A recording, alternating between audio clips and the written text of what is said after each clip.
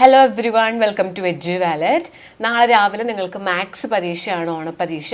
അപ്പോൾ പഠിക്കാൻ അധികം സമയമില്ല എന്നറിയാം. അതുകൊണ്ട് എല്ലാ പാഠത്തിലും എന്താണ് പരീക്ഷയ്ക്ക് ചോദിക്കുക, ആവശ്യമില്ലാത്ത അധികം പരീക്ഷയ്ക്ക് ചോദിക്കാത്ത ഭാഗങ്ങൾ നോക്കി സമയം കളയണ്ട.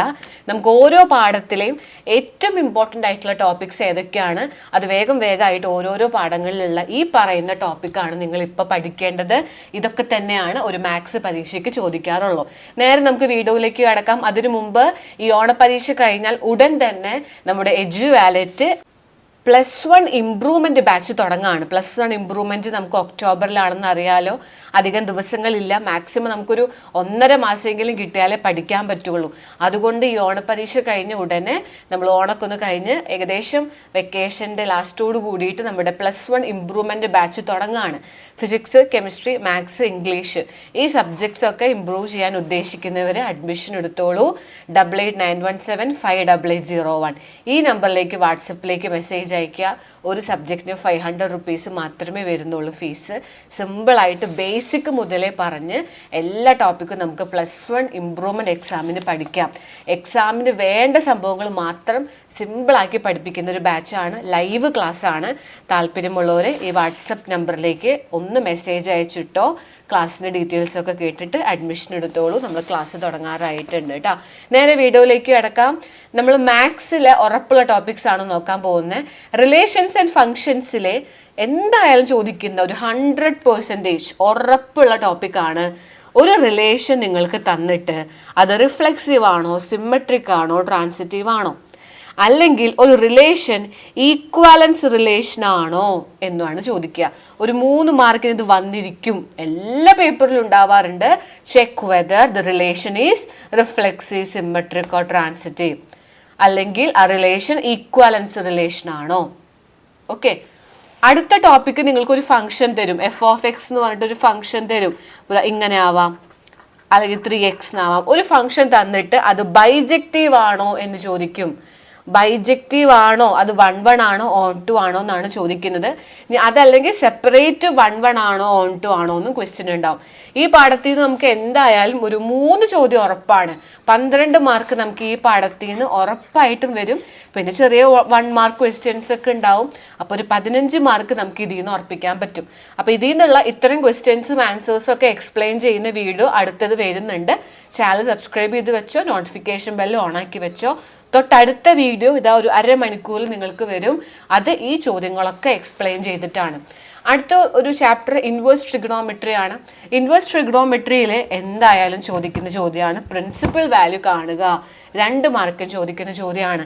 Find the principal value of എന്ന് പറഞ്ഞിട്ട് ഒരു ചോദ്യം ഉണ്ടാവും. അടുത്തത് ഇതേപോലെ ഫൈൻഡ് എന്ന് പറഞ്ഞിട്ടൊരു വലിയ സംഭവം, അത് ചുരുക്കി വാല്യൂ കാണാനുണ്ടായിരിക്കും. ഫൈൻഡ് ദ വാല്യൂ ഓഫ് എന്ന് പറഞ്ഞിട്ട് തന്നെയാണ് ചോദിക്കുക. 2 മാർക്ക്.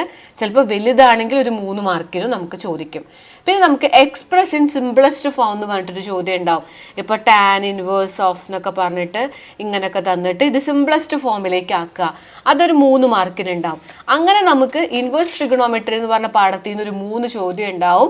ഇതിന് മറ്റേത് വെച്ച് നോക്കുമ്പോൾ ഒരു പൊടിക്ക് വെയിറ്റേജ് കുറവാണ്. എന്തായാലും ഒരു 7 മാർക്കൊക്കെ നമുക്ക് ഇതിൽ നിന്ന് ഉറപ്പിക്കാൻ പറ്റും ഓണപരീക്ഷയ്ക്ക് കേട്ടോ. അപ്പോൾ പ്രിൻസിപ്പൽ വാല്യൂ കാണാനും ഇത്തരത്തിലുള്ള ക്വസ്റ്റ്യൻസും സിംപ്ലസ്റ്റ് ഫോമിലാക്കാനുള്ള ചോദ്യങ്ങളാണ് ഇതിൽ നിന്ന് നോക്കേണ്ട ആവശ്യമുള്ളൂ. ഇനി മെട്രിസസ് എന്ന് പറഞ്ഞ പാഠം മാത്രം പഠിച്ചാൽ തന്നെ 15 മാർക്ക് നമുക്ക് കിട്ടും. മെട്രിസസിൽ നിന്ന് ഒരു 4-5 ചോദ്യങ്ങൾ വരെ നമുക്ക് ഉണ്ടാവാൻ ചാൻസ് ഉണ്ട്. അപ്പൊ ഇതിൽ ചോദിക്കുന്ന ചോദ്യങ്ങൾ ഇതൊക്കെയാണ്. അതായത് കൺസ്ട്രക്ട് ചെയ്യുക, കൺസ്ട്രക്ട് എ 2x2 മെട്രിക്സ്, അല്ലെങ്കിൽ construct a 3x3 matrix whose AIJ എന്നൊക്കെ പറഞ്ഞിട്ട് അവർ എന്തെങ്കിലുമൊക്കെ തരും. ഇപ്പോൾ I+J/2 അല്ലെങ്കിൽ I+J²/2 ഇങ്ങനെ AIJ എന്ന് പറഞ്ഞിട്ട് ഒരു സംഭവം തരും. അതിൽ നിന്നൊരു മെട്രിക്സ് കൺസ്ട്രക്ട് ചെയ്യാൻ ഒരു 2 മാർക്കിന് ചോദ്യം ഉണ്ടാവും. പിന്നെ നമുക്ക് 2 മെട്രിക്സ് ഈക്വൽ ആണ്, അതിൽ എക്സും വൈയും സെഡ് ഒക്കെ ഉണ്ടാവും. ആ എക്സും വൈയും സെഡും കാണാം, 2 മാർക്ക്. പിന്നെ ഇതാ x+y x-y, അല്ലെങ്കിൽ ഇപ്പോൾ 2x+y 3x+2y എന്നൊക്കെ പറഞ്ഞിട്ട് ഇങ്ങനെ തരും മെട്രിക്സ്. അതിൽ നിന്ന് എക്സ് എന്ന് പറയുന്ന മെട്രിക്സ് കാണാം, വൈ എന്ന് പറഞ്ഞ മെട്രിക്സ് കാണാം. അതൊരു 2 മാർക്കിനോ 3 മാർക്കിനോ ചോദിക്കാം. പിന്നെ നമുക്കിതാ എ എന്ന് പറയുന്ന ഒരു മെട്രിക്സ് തരും.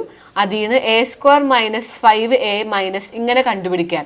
ഇതിന് പകരം വേറെ എന്തെങ്കിലുമൊക്കെ ആവാം, A³ അല്ലെങ്കിൽ A² പ്ലസ് വേറെ A-7i ഇതുപോലൊക്കെ ചെയ്തിട്ട് 0 കിട്ടണം.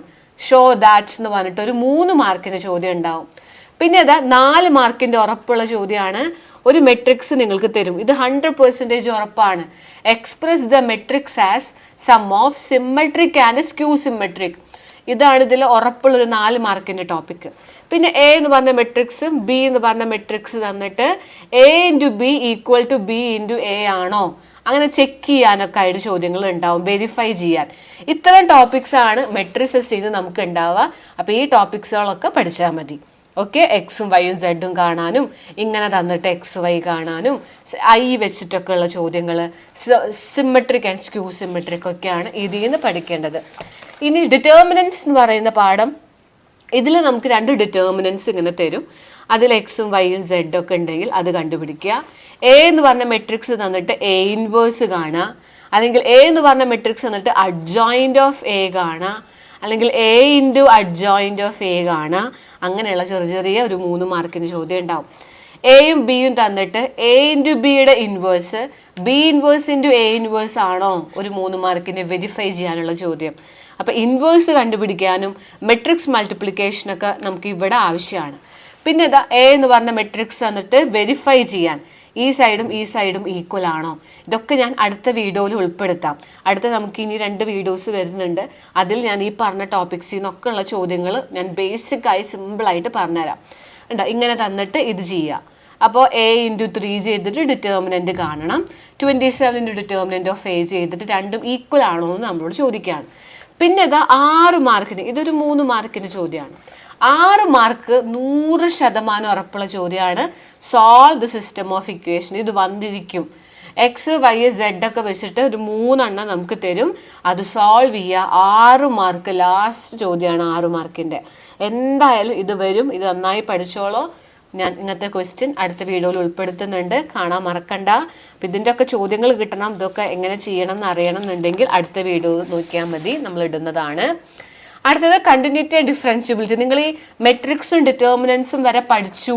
ഈ 4 പാഠം പഠിച്ചു കഴിഞ്ഞവർ മാത്രം ആദ്യത്തെ relations and function, inverse trigonometry, matrices, determinants അത് പഠിച്ചു കഴിഞ്ഞവർ മാത്രമേ കണ്ടിന്യൂറ്റി ആൻഡ് ഡിഫറൻഷ്യബിലിറ്റി പഠിക്കാൻ പാടുള്ളൂ. കാരണം അതിലാണ് കൂടുതൽ വെയിറ്റേജ് വരുന്നത്. അത് കഴിഞ്ഞിട്ട് നിങ്ങൾ ഇതിലേക്ക് കടക്കേണ്ട ആവശ്യമുള്ളൂ കേട്ടോ. കണ്ടിന്യൂറ്റി ആൻഡ് ഡിഫറൻഷ്യബിലിറ്റി കുറച്ച് ടഫുള്ള പാടാണ്.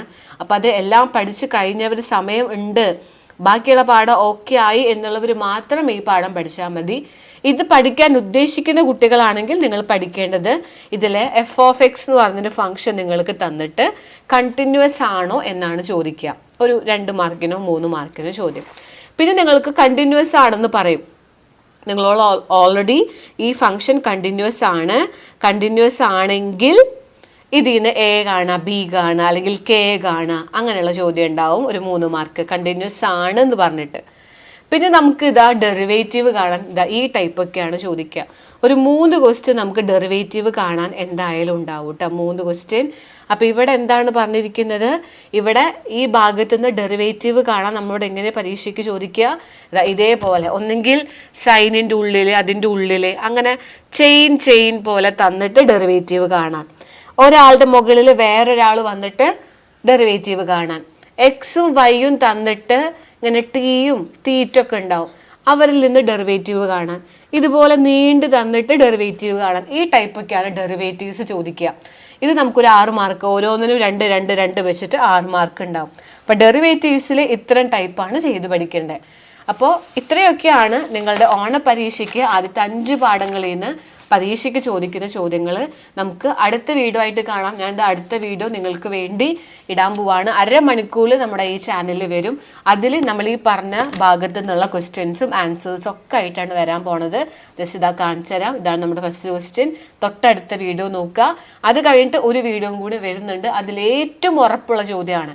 6 മാർക്ക് 4 മാർക്കിൻ്റെ ഒക്കെ ഉറപ്പുള്ള ഒരു 6 ക്വസ്റ്റ്യൻസ് ആയിട്ടൊരു വീഡിയോയും കൂടി വരും. 2 വീഡിയോ ഇന്ന് നിങ്ങൾക്ക് രാത്രിക്കുള്ളിൽ കിട്ടും. അത് കാണണം. അതിൽ ഈ പറഞ്ഞ ടോപ്പിക്സ് ഉണ്ട്. അതൊക്കെ കണ്ടാൽ തന്നെ ഫുൾ മാർക്ക് സെറ്റാണ്. അപ്പോൾ നമുക്ക് അടുത്ത വീഡിയോ ആയിട്ട് കാണാം. Thank you.